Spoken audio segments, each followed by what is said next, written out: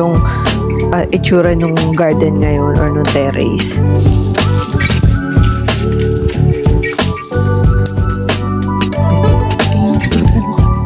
Ang cute.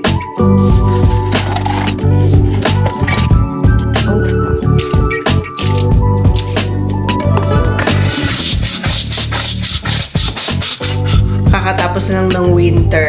So, medyo malamig pa actually sa umaga lalo tsaka sa gabi. Hi guys! Long time no see.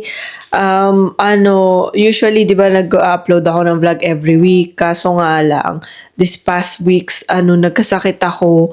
Kaya, hindi ako nakapag-content. Tsaka, wala akong na-upload. Pero today, medyo may ubo-ubo pa akong konti. So, baka maubo-ubo ako minsan. Pero, ready na ako ulit mag-vlog. Ang plano ko today is linisin yung terrace namin kasi maaraw na uli and officially spring season na today. So, i-ready na natin ang garden para pwede na tayong tumambay doon kapag medyo mainit-init na. Pakita ko muna sa inyo, ito yung itsura ng garden ngayon or ng terrace. So, ayan yung table na tinatago ko pa. Tas ito, ayan, daming dumi. Toby, nakikijoin sa vlog uli si Toby. Tapos, ayun, medyo madumi yung sahig. So, ang plano ko ay tanggalin to.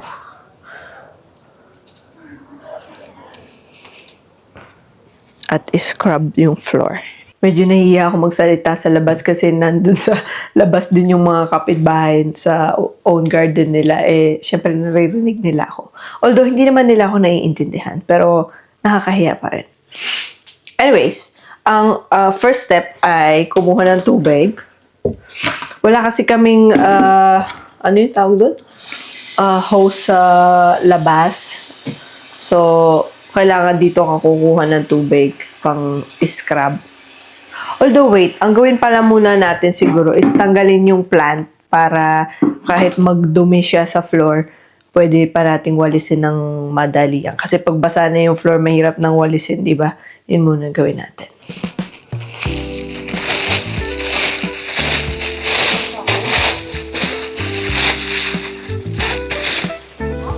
Dito natin itatapon yung plant na patay na.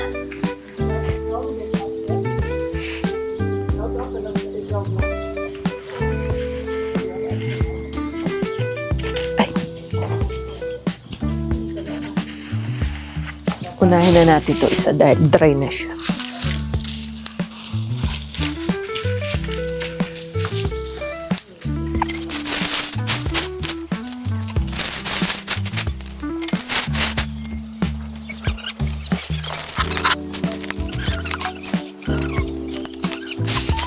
Ito green pa siya, pero gusto ko kasi every year bago yung mga flowers ko dito. So, kailangan natin siyang tanggalin.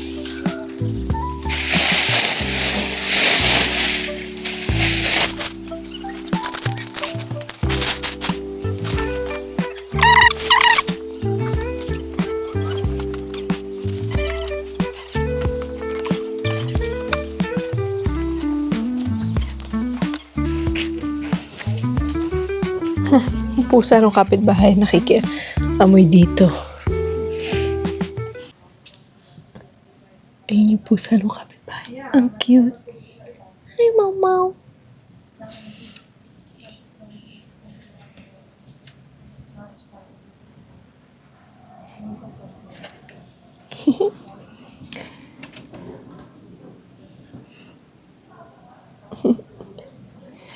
Gustong pumasok. Alam ko, babae yan eh. Hi. Pero nangangalmot kasi yung mga yan. Tinry ko na dati ipet. Kaya na-trauma na ako. Ito yung pusa kong isa. Feeling ko, bet niya si Taro. Kaya siya nakatambay dyan. Baka in-heat. Kaso kapon na itong dalawang to, kaya wala naman siya mapapala sa kanila. Anyway, so ito. Tatanggalin ko lang tong mga nasa ibabaw dito.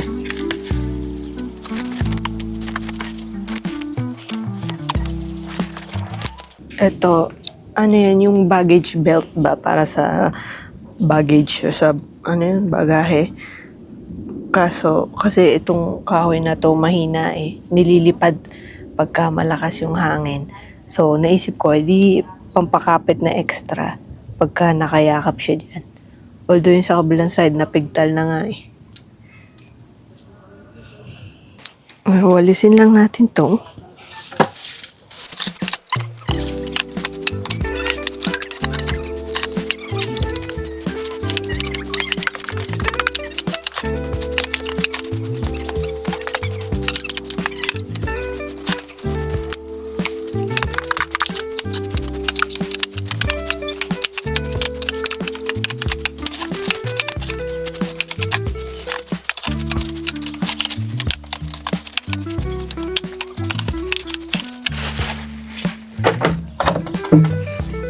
Ay, nakulong pala yung pusa. Taro, sorry. Nakulong pala si Taro. Lagay ko muna dyan yun.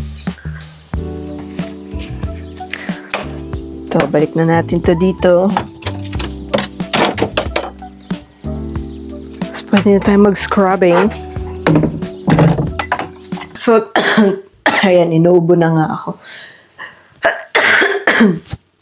Tapos ko nang walisin yung labas, pwede na tayo mag-scrub. Yeah, lagay ko na itong tubig ko.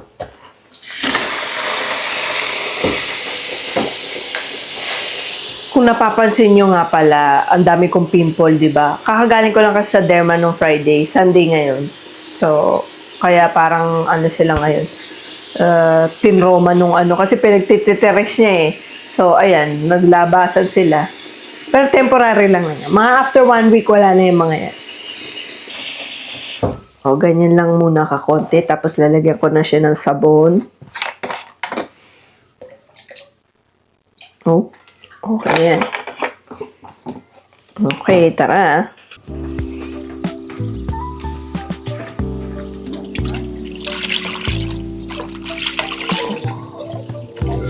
So, magsimula tayo dito.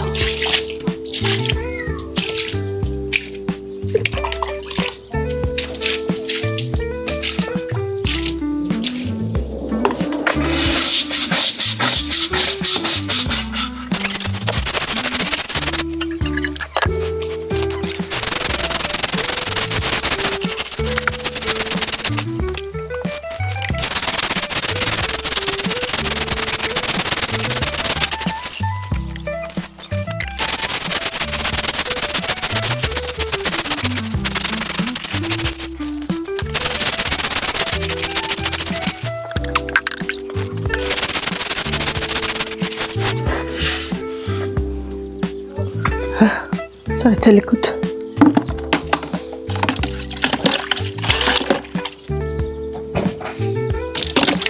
Siyempre, ito rin, no? Linisin na rin natin.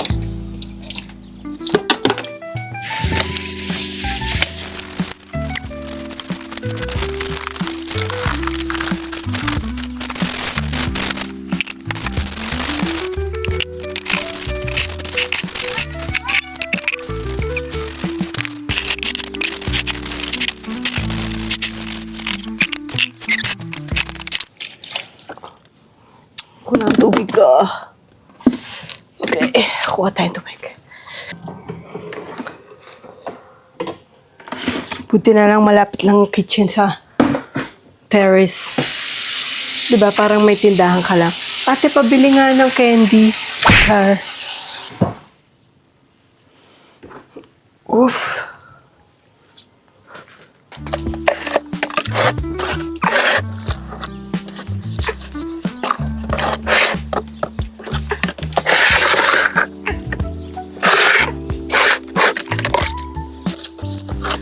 Yan, babalawan lang natin siya para hindi, kasi kahit in-scrub ko na, may natira pa nung parang mga lumot ba, yung kulay green.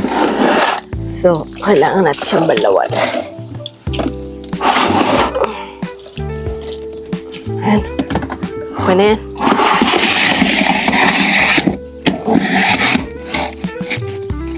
Parang isut.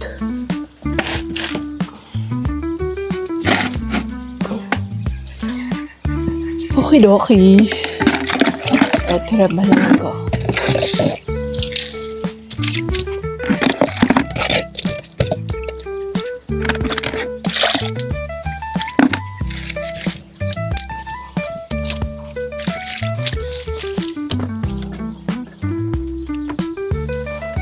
Okay. Ayan, medyo natutuyo na yung sahig.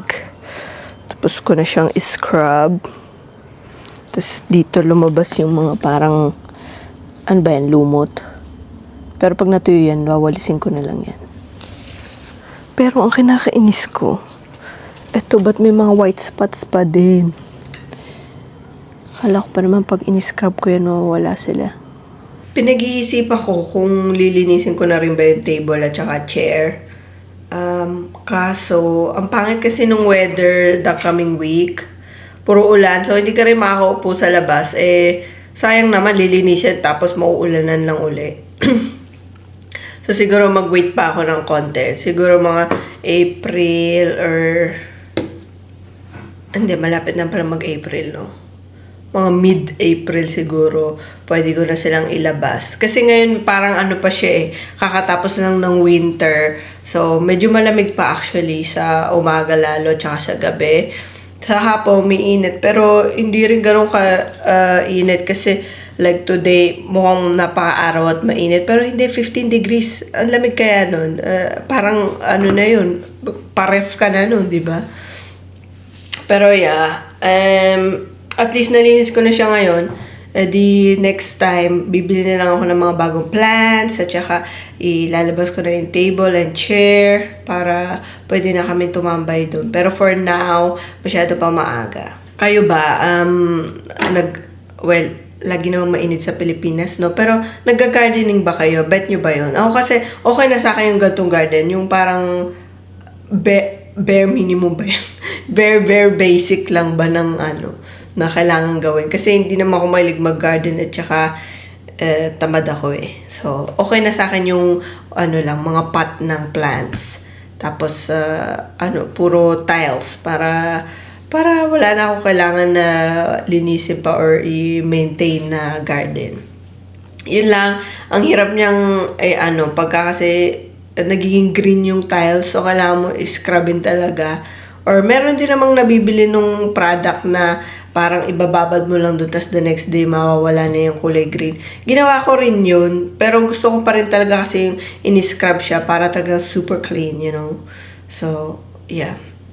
Anyways, dito na nagtatapos ang vlog na to. Magva-vlog ako ulit pagka mamimili na ako ng mga plants at saka pwede na siyang i-set up ba.